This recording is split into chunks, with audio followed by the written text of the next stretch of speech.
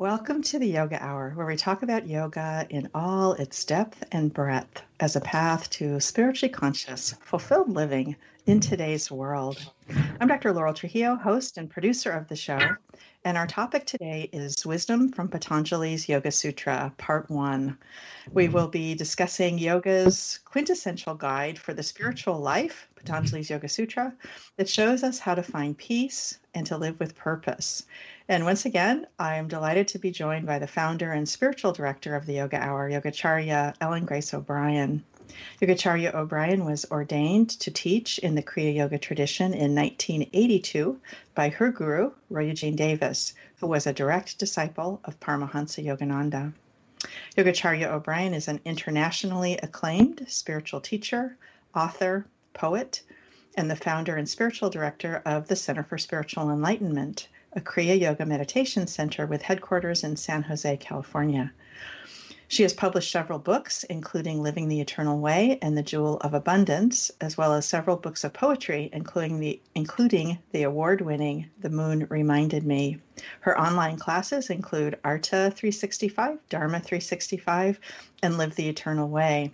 Her upcoming retreat, Master Your Mind, Insights and Practices from Patanjali's Yoga Sutra, will be held April 15th to 18th, 2021, and listeners can register at csecenter.org. You can find out more about Yogacharya O'Brian's books and online programs at her author website, ellengraceobrian.com, and O'Brian is Obrian. O'Brian.com, and csecenter.org.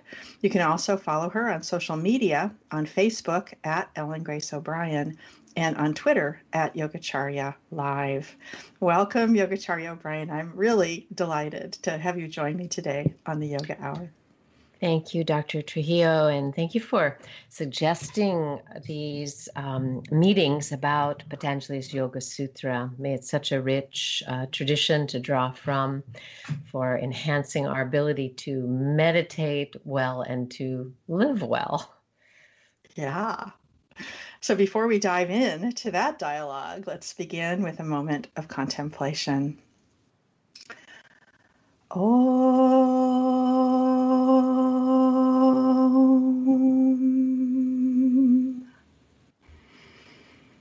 So let's begin right where we are, whatever we're doing. Bring our attention to the body, feeling the body in space and paying particular attention to the surfaces that support the body today, whether it's our feet on the ground, perhaps we're sitting, we can feel the support of the chair or cushion, and just noticing the body. And then bringing the attention to the breath and noticing as we take a fully conscious breath, noticing the inhale and the exhale. Not trying to change the natural flow of the breath, but just noticing on the next inhale, the cool air in the nostrils. And on the next exhale, the warm air flowing out. And as we rest here, right where we are, here's something to contemplate, taken from Yogacharya O'Brian's book, Living for the Sake of the Soul. To meditate, use the power of the mind itself to subdue restless thoughts. This is accomplished through intention, focus, and ultimately surrender. Intend to commune with God. Focus your attention on a single point. Gently ignore thoughts that arise and surrender the sense of separation by letting go into the allness of God's presence right where you are.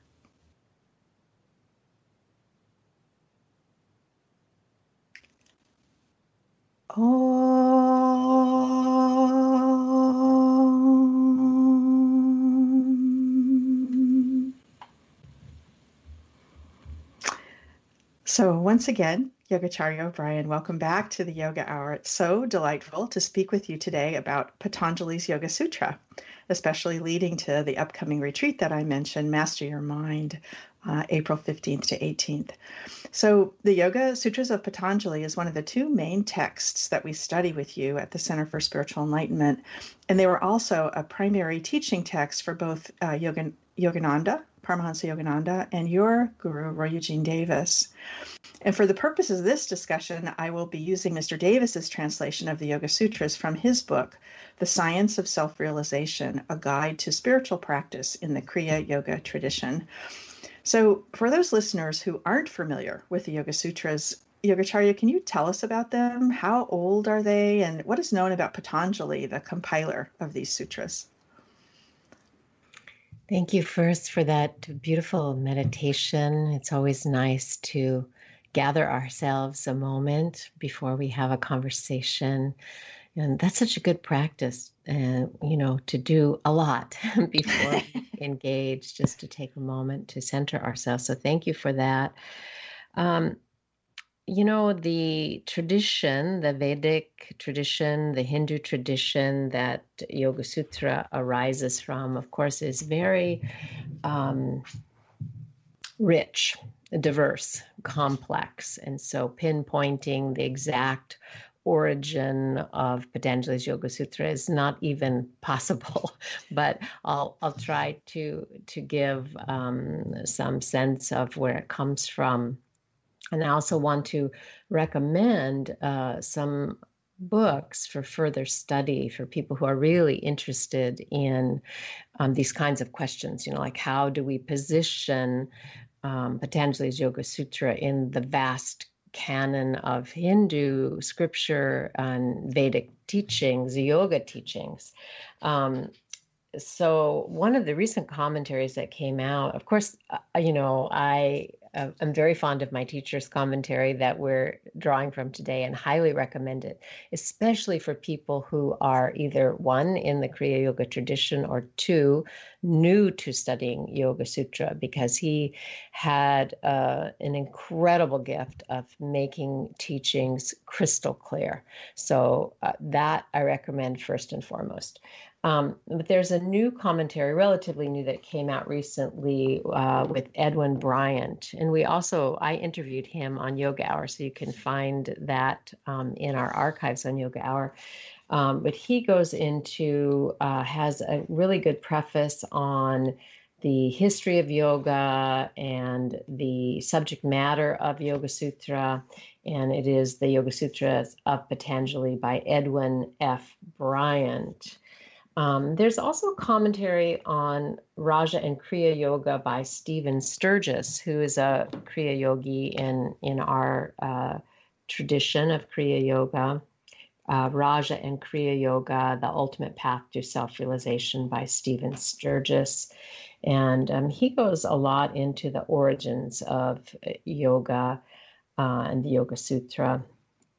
And then another favorite book, and then I'll go on to answer your question, is really an old one, and I'm not sure that it's still in print, but it's really one of my favorite source books. It's very friendly in terms of how to position these ancient texts, and it's called Windows into the Infinite, A Guide to the Hindu Scriptures by Barbara Powell. But it's not currently in print, so you would have to, do a search and find probably a used copy somewhere. So those are wonderful resources that I think a person would find helpful. So now, where do these Yoga Sutras come from? They come out of actually what Bryant has referred to as the, in a sense, the Vedic matrix. Of the Vedas. The original teachings in the Vedas, hold much of the origins of yoga. And this is, thousands of years old. But then we don't begin to find references to yoga per se, as we would recognize it today, until we get into the Upanishads, which are the end of the Vedas, the latter period of the Vedas, where, they took the turn into the philosophical inquiry into the nature of reality, the nature of mind, consciousness, and so forth. So we find yoga showing up there, and then of course in the epics, the Mahabharata. Bryant lists that there are 884 references to yoga in the Mahabharata.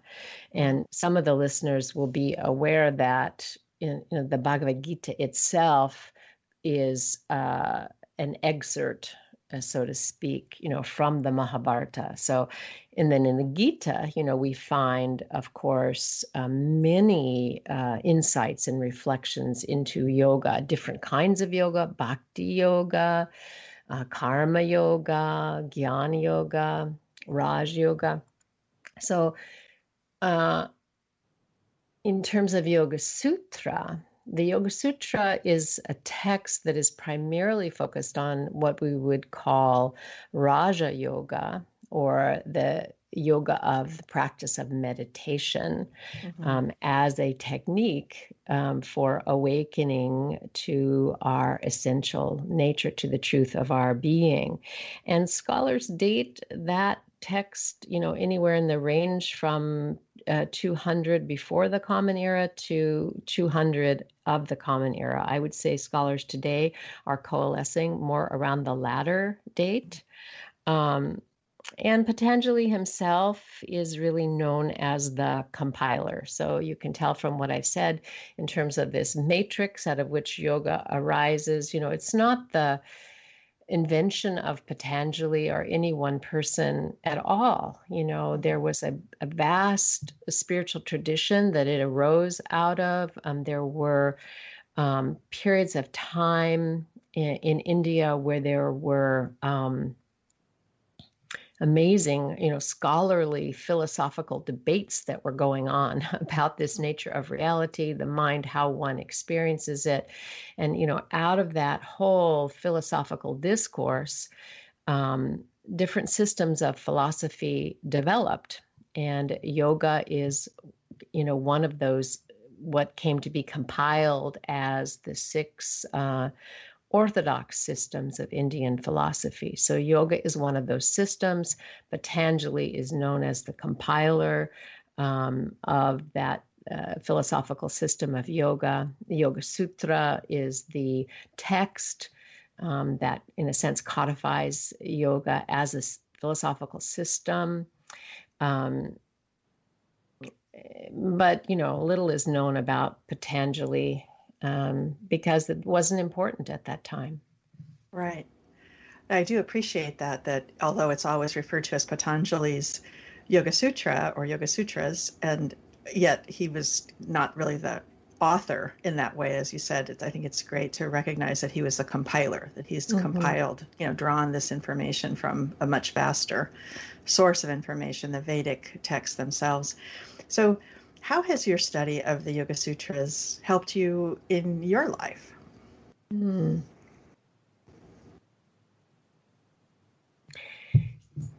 I think, of course, I can't really separate Yoga Sutra from Kriya Yoga. Right. And, that's also because it's the primary text of Kriya Yoga. Kriya Yoga is defined in Patanjali's Yoga Sutra in the 2nd chapter, which we'll talk about in our next time together. Right. And so I would say for me, there's a couple of things. One is that I was looking for how to know truth. I really was interested in the nature of reality. What is God? Who am I? And I had some, through my reading, initial exposure to Vedanta, really through Alan Watts, who he was really my first exposure. I mean, I didn't know it was Vedanta at the time. I'm not sure he even called it that, but, because he was a great compiler himself, as an Episcopal priest and a Zen master of sorts and a teacher of Vedanta. But anyway, that was like, something there. So I wanted to know how I how I could know, without just taking the words of someone else. This is Right. what God is. This is what you are. And so I found Patanjali's Yoga Sutra to be a guidebook, really, for the inner realms, and in particular, how to understand the nature of your own mind. And that has been completely life-changing. For so long, I lived from the outside in, and what I wanted to learn was how to live from the inside out. We so long, I think, go through life sort of drifting and thinking things are happening to us that are out of our control. And, while there's some of that for sure, a lot of it is coming from within us and has to do with what we're holding in our own mind and consciousness. So I would say principally I found and have found the Yoga Sutra to be a life-saving manual on how to understand your own mind, how to work with it, how to live a balanced life. It's all in there. It was the guidebook I was looking for. That's really great description. What I've realized in my own study, I've been studying with you now for 19 years, and a lot of that is, around the Yoga Sutras, and the translations, as listeners will hear in a minute, are pretty straightforward. You didn't go into this, but sutra is the same root as suture, which is a thread. So it was originally an oral tradition, and people, it was easier to remember if it was, kind of encapsulated in a very few number of words. And yet the depth is really remarkable, so that I still find myself seeing new things in the same words, but seeing them in a new way, even after almost 20 years now of study with you. So that is a gift, to have something like that has that level of depth to it. So go ahead. Yeah, I would say absolutely. And there's you'll find when you get into study of the Yoga Sutra that it's there's a connection between other philosophical systems in Indian philosophy, and one of them is the Samkhya system, which gives the whole metaphysical construct about how does one reality, one indivisible, unchanging, pure essence manifest as this whole world of flux and change, and how is it that we who are that one unchanging essence, appear to be born and to die, and all those questions we find we can learn about through the study of Samkhya philosophy. And that is there's a conjunction between Samkhya and Samkhya philosophy and the whole system of yoga philosophy. So the reason I bring that in is, what you said about studying Yoga Sutra for a period of years and how new things come to be. And I just want to say, for people who are new, either to looking at Yoga Sutra or discovering Samkhya system, there's usually a sense of, yes, that happens in terms of, okay, there's one reality. Here's how it expresses as all that is, and I remember thinking, wow, yeah, this is it, and this is, consciousness unfolding, the nature of the mind. And there's a great recognition on hearing it. But when you start to study it, I remember thinking, I don't get this. This is, it just felt like more than I could comprehend. Right. And, but that's one of the reasons for studying in Hindu tradition, what is called a parampara, where you have a lineage of teachers through time.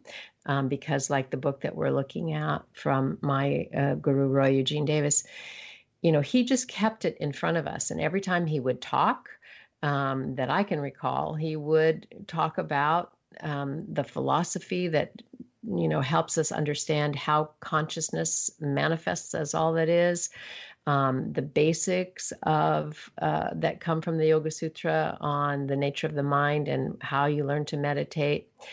And then what happens over time is that as you meditate, as you practice, and this was my experience, the mental field becomes purified, meaning it's not so restless, it's not so dull. And that's not meant as an insult. It's just a practical thing, that at first the mind is kind of dull because it means it's clouded over. Mm-hmm. And so as you begin to practice, the mind becomes more illumined, and then the teachings become clearer. So both through the purification of the mental field and also through your own experience, yes, which is really critical. So, first you read about things and you think, oh yeah, that sounds pretty good, but they don't become crystal clear until you actually begin to experience some glimmer of it yourself. And the more you do, the more it makes sense. And the more it supports you in living consciously. Right. Absolutely. That has been my experience. And sometimes having a deep experience in meditation and then thinking back to a particular sutra and saying, now I get it. Now I understand what that sutra is talking about. So it gives a great framework as we explore consciousness and as we have these experiences in meditation that can really reinforce those experiences. It's very helpful that way. Mm-hmm. So today we're starting with the first chapter, Samadhi Pada, and you're going to come back in a couple of weeks to continue our discussion. As you mentioned, we'll talk about the second chapter of Kriya Yoga. And we're starting with the very first sutra, Roy Eugene Davis translated as, "Now, instruction in yoga in accord with an established tradition begins." Again, now, instruction in yoga in accord with an established tradition begins. So in Sanskrit, it is Atha Yoga Nusashanam. So Atha, this word Atha, what is the significance of the word Atha? And why, there aren't that many Yoga Sutras, so why do you think Patanjali began this compilation with this particular sutra, stating something that on the surface just looks like, okay, now we're going to start? Mm-hmm. Yeah. Well, it is a classical way that philosophical commentaries in the Indian tradition are presented. It starts that way. It's a classical way to begin, but it is not just perfunctory. It tells us many things. And I spend usually quite a bit of time with students when I'm teaching to really focus on that, because the Sanskrit translation of Atha is usually richer than simply the word now. Even if it was just the word now, it would tell us a lot. I often say, geez, as a yogi, I wish I'd written The Power of Now by, Eckhart Tolle, because the whole of yoga philosophy is really contained in that word, in a sense, meaning that the direct experience of reality can only happen now. It's not in the future, and it's not in the past. Why? Because those simply exist in the mind as mental constructs. So yoga, the direct experience of reality, it occurs only now, only in that present direct experience of the moment. It can't happen through mental construct, through idea. So there's that. And then the richness of the word Atha can mean now, it can mean then, and it can mean therefore. And so there's a sense that is indicated of auspiciousness. That meaning, okay, pay attention. Here you are in this moment in your life. You have come to this juncture, this opportunity to study yoga, which may be one of the most profound things that you ever do in your life, if you pay attention, if you take it seriously, if you take up the practice. So heads up, pay attention. Mm-hmm. Absolutely. You pointed to something that has always been so interesting to me, that these words in Sanskrit have such depth. to them. And that's why there are so many different translations, so many different commentaries and translations on this is basically, looks like 3 words, Atha, Yoga, Nusashanam, and yet they're translated in a lot of different ways in the different commentaries and translations of the Yoga Sutra. So with that, we have just about come to the end of the first segment. You're listening to the Yoga Hour with author, poet, and spiritual teacher, Yogacharya Ellen Grace O'Brian. And we're discussing one of the essential texts of yoga, Patanjali's Yoga Sutra. Yogacharya offers many online classes and programs and has authored several books, which you can learn more about at her website, ellengraceo'brian.com, and also at the Center for Spiritual Enlightenment website, csecenter.org. We welcome your comments and questions. You can contact us at yogahour@unity.fm. I'm Dr. Laurel Trujillo, producer and host of the show. When we come back from the break, we'll explore more about Patanjali's Yoga Sutra. We'll be right back.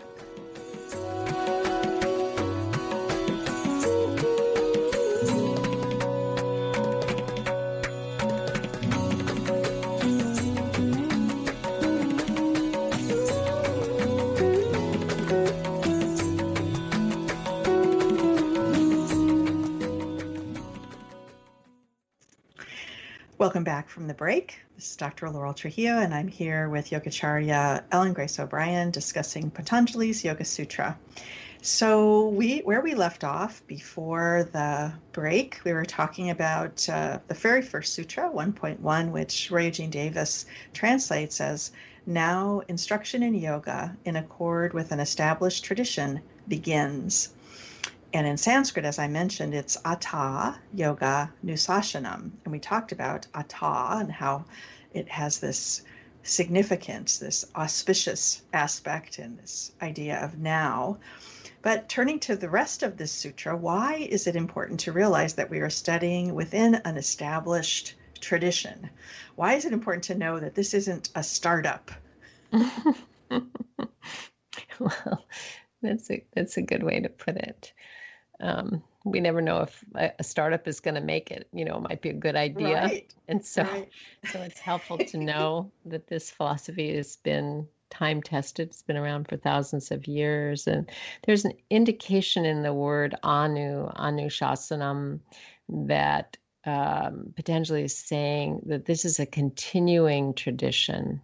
And so that reference is, supports that this is a compilation of ancient wisdom. It wasn't a new system that was just made up, but it is a rising, as I said, I love that way of thinking of it on this matrix, of the direct experience of reality that is witnessed by the rishis and the saints and the sages, through thousands of years. So that's what's indicated there. But also, I would say that, each yoga tradition has its own way of viewing the teachings and practices of yoga that, has the same deep agreement about what it is, but they all have a little different emphasis, and so that's why you have so many different commentaries, because it'll be seen through the lens of that lineage. Mm-hmm. And so for those practicing Kriya Yoga, it is, I think, important to note that when Paramahansa Yogananda came to America in 1920, his guru, Swami Sri Yukteswar, told him to teach the yoga of Patanjali. And, that was in 1920. That was before yoga studios in America. Right. And before yoga had become popular. I think people in America, most didn't really even know what yoga was. Few had been exposed to Eastern philosophies. Some, the transcendentalists were becoming, aware of that. So it's, it's curious, why would his guru recommend Patanjali's Yoga Sutra? Right. Several reasons. One is that it is in a sense scientifically based, meaning it is systematic. It's based on experience that can be proved out, a method that can be proved out in one's experience. It has a universal approach. Although it is theistic, meaning it differs from Samkhya in that respect, where it brings in God, it brings in surrender to God as a method. It is not specific about how one thinks of that reality called God, nor does it insist on that being necessary. So there was lots of room there for people in the West, people in America who have that kind of scientific bent, prove it, I want to see it, and who also, are keen on religious freedom. So to have a text that said, well, you can look at it this way, you can approach it that way. There are many ways for you to prove this out in your experience. I think that was all attractive, to the American mind. Plus, it's one of the quickest ways for people to change their consciousness, which the gurus in our tradition were up to. They wanted to help people wake up and, begin to live, a healthier, more conscious life. And I must say that is one of the big attractions to me, and the richness of the text for me is the personal experience part. That it is something that you can read about, but it is not asking you just to believe. It is saying this, like we're going to talk about in a minute, 1.2, and that is something that then you can experience yourself, in meditation. And with that, let's turn there. So Mr. Davis translates Sutra 1.2 as samadhi is experienced when fluctuations and changes in the meditator's awareness are restrained and pacified. So let me read that again. Samadhi is experienced when fluctuations and changes in the meditator's awareness are restrained and pacified. So let's start with, what is samadhi? So the sutra, Mr. Davis's translation, begins with samadhi. So begin with, what is samadhi? Well, the Sanskrit definition of samadhi, if you take the word, just looking at that word, it means to hold together completely. So then, of course, we have to ask, well, to hold what together completely? Right. And it is holding our attention and our awareness steadily on either a subtle object of perception, such as inner light or inner sound, which would be samprajñāta samadhi, which would be that holding together completely, or union with the subtle object of perception. So union with inner light, inner sound, inner subtle experience like bliss or peace. And then there is what is called the higher samadhi, or asamprajñāta samadhi, which is our attention and awareness resting not in an object of perception, an objectless experience, direct experience of our essence of being. So there's really those two forms of samadhi. Samadhi with support as an object of perception, and samadhi without support. Another book I would like to share with our students, our listeners, is a concise dictionary of Indian philosophy, Sanskrit terms defined in English, by John Grimes. That's a frequent resource that I use. And so I just thought, well, we'll look at how he defines samadhi.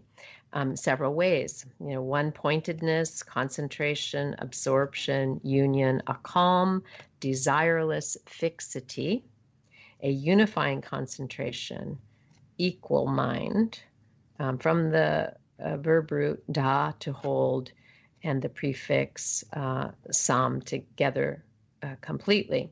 A deep spiritual meditation or a meditative union with the absolute. A superconscious state where there is complete absorption of the intellect into the object of meditation. A state beyond expression and above all thought. Here, speech and mind cannot reach. It's a state of utter calmness in which consciousness is unwavering. And, there's more, but that's really helpful, isn't it? Yes. Yes, very much so. And again, pointing to the multiple meanings of the word that is so rich, and that we don't really have, as you could tell by all of the words he took to describe it, there's not really an English word that really means the same thing. So it's lovely that we have these Sanskrit words that have such depth of meaning. So one of the things that you just mentioned was this idea of superconsciousness. Superconsciousness meditation means that this desirable state of mind, superconscious meditation, is beyond thought and cannot be reached by a conscious thought, although it can be experienced. So here's what the sutra says again: samadhi is experienced when fluctuations and changes in the meditator's awareness are restrained and pacified. So you end up with this puzzle. How can you restrain and pacify something that is beyond thought? So in other words, we can't think them away. How are these fluctuations in awareness to be restrained if it can't be done by thinking them away? Well, one of the greatest revelations that we have, I think, early on as practitioners, on the path of Kriya Yoga, is that we are not the mind and we are not the thoughts in the mental field. And that is a completely life-transforming revelation. Yes. And so, the confusion about, well, how does that happen? It comes first because we identify consciousness as the mind, and consciousness being, that whole process of thought activity. But in yoga, we learn, consciousness is not the mind. Consciousness is consciousness itself. It is the light of pure awareness, that which we are, which shines into the mental field, which makes cognition possible. And so, yoga shows us that what we are as pure consciousness, in a sense, is separate from the mind, from the mental field itself, and from the thoughts that populate the mental field. So you come to understand that thought activity is simply motion in the mental field that then veils the perception, the direct perception of our essential nature. We become so busy looking at the mind and the contents of the mind, using consciousness to be aware of the mind, the contents of the mind, the external environment, the objects of the senses. We become identified with all of that. But, when we learn how to sit, how to focus our attention and awareness on one thing, the mind stops moving from thought to thought, thing to thing. And then what happens is thoughts will settle. And when thoughts settle, we realize that we are conscious without thought. And that is a revelation. Which is pointing to Sutra 1.3. So I think it's helpful to understand Sutra 1.2 that we've just been talking about the cessation of these fluctuations in the mind, and then looking at the next Sutra 1.3, which Mr. Davis translates as, the seer then consciously abides in its own nature. So once again, the seer then consciously abides in its own nature.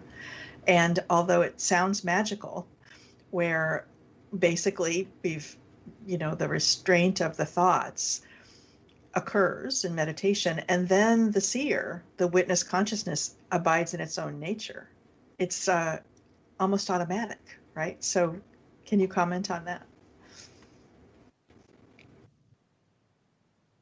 it's important to understand this sutra, because one of the things it's pointing out to us is that through our meditation and spiritual practice, we're not trying to become spiritual. We're not trying to create a spiritual condition.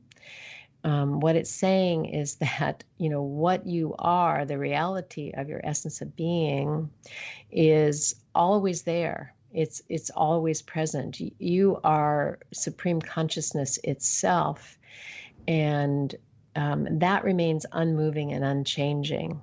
And through this process of meditation, when you begin to observe the nature of changes in the mental field, you are able to notice when they subside, and what remains is, your own conscious awareness, your own self. And then you begin to notice that there are changes in the fluctuations and changing states of consciousness that occur all the time that before perhaps you didn't even think about. So we move, for example, from the waking state to the sleep state is a change in our state of consciousness, our awareness. However, what we are as supreme consciousness does not move and does not change. It's the ground of being upon which all those changes arise and subside. So, what you are as a spiritual being doesn't sleep. And in fact, it points to you actually, we're not born and you do not die. This consciousness is supremely awake, aware, infinite, eternal, unmoving, unchanging. So it's a very radical thing that this points us to. So yes, when the thoughts subside, and, my teacher used to say, just sit long enough and they'll subside. He was so practical. And it's really true. Sometimes people struggle so much with meditation. It's like, I'm focusing on my mantra, I'm focusing on my breath. My mind is here and there and everywhere. And he would say, just intend to meditate, just pay attention, notice what's arising, what's falling away, just sit long enough. With a good posture and with some awareness, and soon enough, the thoughts will subside. Mm-hmm. Mm-hmm. That's so hopeful. That's such a hopeful message to me. So let's just do a quick recap. So we started out with 1.1, now instruction in yoga in accord with an established tradition begins. Went to 1.2, samadhi is experienced when fluctuations and changes in the meditative's awareness are restrained and pacified. And then 1.3, the seer then consciously abides in its own nature. And then to round out this top four, the next sutra, 1.4, Mr. Davis translates as, at other times, one is inclined to identify with the changes and transformations that occur in the mind and awareness. So once again, at other times, one is inclined to identify with the changes and transformations that occur in the mind and awareness. So it really points to what you've already mentioned, which is that we tend to identify with the thoughts. So what is the relationship of this sutra to identifying ourselves with ego, to having an ego-based awareness? Well, one of the things we learn by studying yoga and observing the nature of the mind is we can begin to loosen that grip of ego. People talk about ego as if it's a real thing, and we do experience, of course, the effects of being identified with the contents of our own mind and the patterns in the mind. But according to yoga philosophy, ego is a mental construct. You can't really find ego anywhere, but people become very entrenched in talking about ego. So one of the insights is to begin to understand that it's a function of the mind in terms of the way in which we, relate as an individualized expression of infinite reality. So we don't have to so firmly identify ourselves, as separate from the source, as the mind and the contents of our mind as the body. We see that there are two, these first four sutras. I often tell people if you just memorize those first four and contemplate those, you'd really get the whole of yoga and yoga philosophy, because very deeply it's there. And it's telling us there's two directions, for our attention and awareness to flow in. One is that our attention and awareness can flow more deeply inward, towards our essence of being, and be grounded in awareness of our essence. Not identified with mind, body, external conditions, or our attention can flow outward into the mind, through the mind, into the objects of the senses. And we can be, and when we do that, we very often become forgetful of, what we really are. We get wrapped up in the conditions of our mind. We get worried, we get fearful.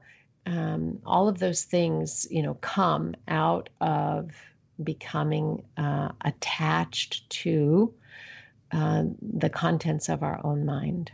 Mm-hmm, mm-hmm. And I realized that you need to leave in a few minutes, and I wanted to give you a chance to do our usual last question, which is what words of encouragement or inspiration would you like to leave with our listeners? Thank you for this time together this morning and diving into Yoga Sutra. I've really enjoyed it. And I want to say, that for me, and I hope it's infectious, from our conversation and from what I've had to say. I think one of the most valuable things, if you're inclined, towards meditation, if you're looking for, a way in a sense, to find freedom. I think that was another interest, a great interest that I had. I wanted to be able to know things for myself, but I also wanted to be free. I wanted to be free from being overly influenced by other people. And that included other, systems, whether it was, religious systems or whatever it was. I wanted to be free. And then I discovered, I wanted to be free from myself. So I want to encourage people to study and to practice. Sometimes people, begin to meditate and they look for meditation to do it all. But in Kriya Yoga, as we'll talk about later, there's a plan that says, yes, meditation is essential, and it's probably the most powerful practice that you'll take up. However, study is also essential. Study the nature of reality, the nature of your own mind. Study how to live an ethical, conscious,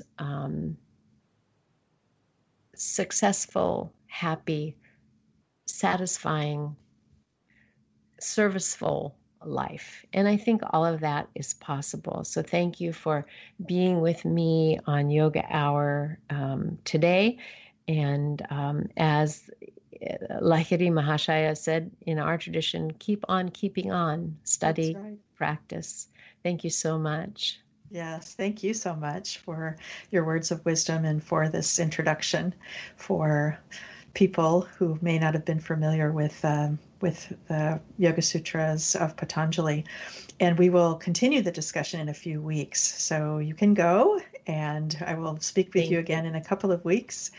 And I wanted to talk for a minute after Yogacharya has left us to talk about the Asatoma prayer that we use at Center for Spiritual Enlightenment. It's the prayer that we begin, Sanskrit prayer, that we begin our meditation every morning, 6:30 to 7:30, and also we begin programs with it. And one of the lines of the opening prayer is to your requesting, lead us from identifying with the changing body and mind to the realization of our own immortal divine nature. So I think this is that prayer of asking for what Yogacharya was just pointing to, asking for freedom from ourselves, understanding of what we really are. And it's really a beautiful, beautiful prayer. And with that, we've come to the end of this show. You've been listening to the Yoga Hour. It's been my pleasure to share this time with you. I'm Dr. Laurel Trujillo, host and producer of the show. And we've been discussing wisdom from Patanjali's Yoga Sutra with the Yoga Hour's founder and spiritual director, Yogacharya Ellen Grace O'Brian, who is an internationally acclaimed spiritual teacher, author, poet, and also the founder and director of the Center for Spiritual Enlightenment in San Jose, California. You can learn more about her upcoming programs, books, and online classes at her website, ellengraceo'brian.com. You can also hear many of her online talks on her YouTube channel, Ellen Grace O'Brian. We encourage you to join us for the many online programs offered by Yogacharya O'Brian and the Center for Spiritual Enlightenment, including morning meditation that I just mentioned. It's 6:30 to 7:30 every day, 6:30 to 7:30 a.m. Pacific. There's also weekday afternoon meditation from 4 to 4:30 p.m. Pacific, and Sunday satsangs from 10 to 11 a.m. every Sunday. If you have enjoyed this conversation about Patanjali's Yoga Sutra, please join us for the upcoming retreat, Master Your Mind, Insights and Practices from Patanjali's Yoga Sutra, which will be held April 15th to 18th, 2021. Listeners can register at csecenter.org. Join us next time when I will be joined by Dr. Larry Ward for a program titled Transforming America's Racial Karma. Dr. Ward is a Dharma teacher in Thich Nhat Hanh's Plum Village tradition. He is also co-founder and director of the Lotus Institute and author of the book America's Racial Karma, An Invitation to Heal. The Yoga Hour is a service project of the Center for Spiritual Enlightenment, a meditation center in the Kriya Yoga tradition. Thank you to the Yoga Hour team, founder and spiritual director Yogacharya O'Brian, assistant producers Ann Hayes and Mickey Coronado, and Jeff Comfort and Louis Pagan in the sound booth at unity.fm. I look forward to being with you again. Until then, remember, you carry your own healing and wholeness within you. Share your peace and joy with all you meet. Bye now.